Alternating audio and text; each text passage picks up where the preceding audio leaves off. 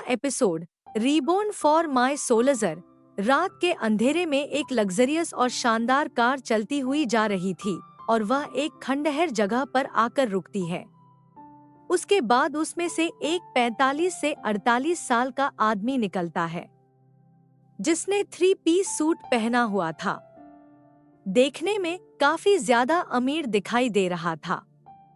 वह दूसरी साइड में जाता है और वहां का दरवाजा खोलकर अपने हाथ को आगे बढ़ा देता है और वहां से एक औरत निकलती है जिसने लाल कलर की साड़ी पहनी हुई थी।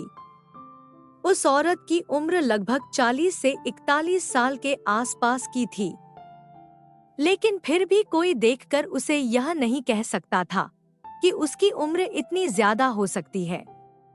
वह आदमी मुस्कुराते हुए औरत की तरफ देखा है। औरत सच में काफी ज्यादा खूबसूरत थी। उसके चेहरे पर एक मुस्कान बनी हुई थी और साथ में उसकी आंखों पर पट्टी बंधी हुई थी।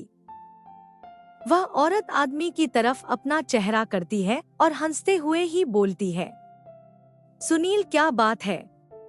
आज तो तुम एक के बाद एक मुझे सरप्राइज दिए जा रहे हो।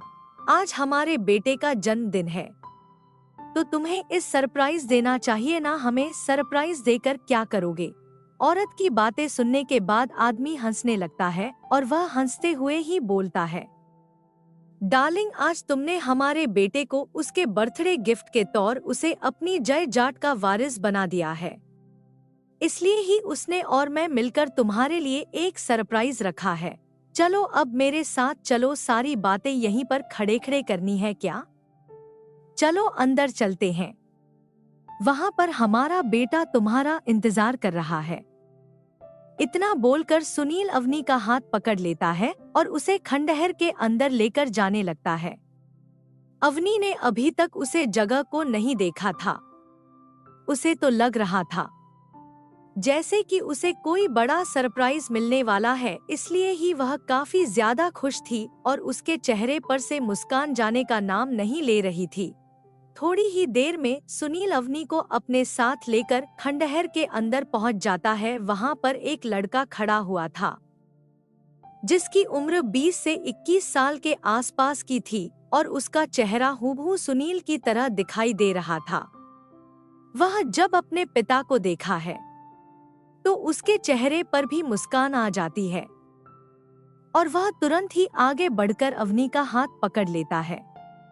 जैसे ही आदमी को यह महसूस होता है कि किसी ने उसका हाथ पकड़ा है, उसके चेहरे पर जो मुस्कान थी वह और भी ज्यादा बड़ी हो जाती है, क्योंकि वह जानती थी कि यह छुअन किसकी है।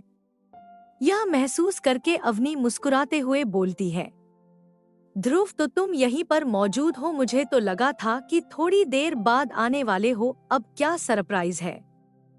यह बात भी दो। सुनील मुझे पूरे रास्ते इस तरह से पट्टी बांधकर ही यहाँ पर लेकर आया है, इसलिए मुझे नहीं पता है कि हम इस वक्त कहाँ पर हैं।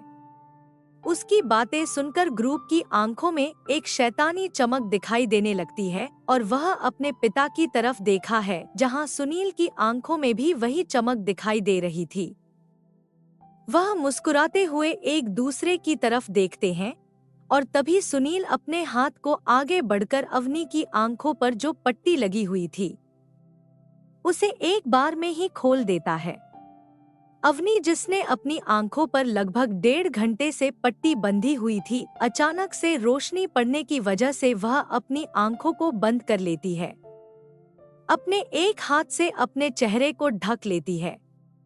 उसके बाद वह जैसे ही धीरे से अपनी आंखों को खोलकर सामने का नजारा देखते हैं, उसकी आंखें हैरानी से बड़ी बड़ी हो जाती है और वह सुनील और ध्रुव की तरफ अविश्वास से देखते हुए बोलती है, ध्रुव, सुनील, यह सब क्या है? तुम लोग मुझे यहाँ पर क्यों लेकर आए हो? हम लोग तो मुझे किसी पार्टी में लेकर जाने वाले थे ना, तो फिर यह सब क्या है? डॉट। सुनील हंसते हुए अवनी की तरफ देखा है और बोलता है, डॉट, अवनी, तुम कितनी ज्यादा भोली हो। क्या तुम्हें अभी भी समझ में नहीं आया है कि हम यहाँ पर क्यों हैं? चलो कोई बात नहीं, तुम इतनी ज्यादा बेवकूफ हो कि तुम्हें सच में कुछ समझ में नहीं आया होगा। मैं ही तुम्हें बता देता हूँ।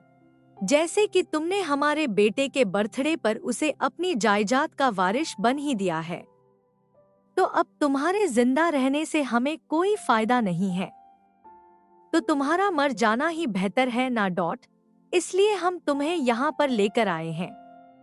वैसे भी तुमसे झूठ बोल बोल कर मैं बहुत ज्यादा थक गया हूँ। अब मुझे और झूठ बोल नहीं जाता है, इसलिए आज मैं तुम्हारा किस्सा यहाँ पर खत्म ही कर देता हूँ। आखिरकार जिस दिन का हमने इतने सालों से इंतजार किया था, वह दिन तो आ ही गया है। मुझे लगा था कि शादी के बाद तुम सारी जय आजाद मेरे नाम कर दोगी, लेकिन नहीं, तुमने ऐसा नहीं किया और मैं तुमसे डायरेक्ट यह सब बोल भी नहीं सकता था, इसलिए मुझे यह सब नाटक करना पड़ा। पर कोई बात नहीं। वह कहते हैं ना, सब्र का फल मीठा होता है।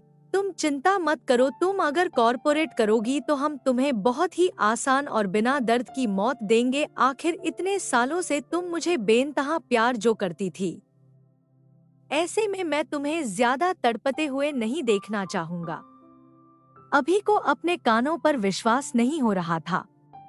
उसे सच में विश्वास नहीं हो रहा था कि जिस आदमी से वह इतना ज्यादा प्यार करती थी, वही उसे धोखा दे रहा था। उसके लिए उसने अपने हस्बैंड को छोड़ दिया, अपने बच्चों को अपनी कोख में ही मार दिया था, सिर्फ और सिर्फ उसके कहने पर। अपने बच्चों को अबॉर्ट करने के बाद वह कभी भी मां नहीं बन सकती थी। यह सब इस आदमी की वजह से हुआ था और अब वही उसे मारना चाह रहा था। यह सब सोचते हुए अवनी की आंखों में आंसू आ जाते हैं और वह एक नजर तुमको देखते हैं, जो कि उसे मुस्कुराते हुए देख रहा था। यह सब देखकर अवनी को गुस्सा आ जाता है और वह आगे बढ़कर ध्रुव के गाल पर एक झन्नाटेदार थप्पड़ मार देती है। स्टोरी अभी जारी रहेगी, तो चैनल पर बने रहना, और अगर चैनल पर पहली बार आए हैं तो चैनल को सब्सक्राइब करें और बेल आइकन को दबाएं। आपकी अपनी निशा।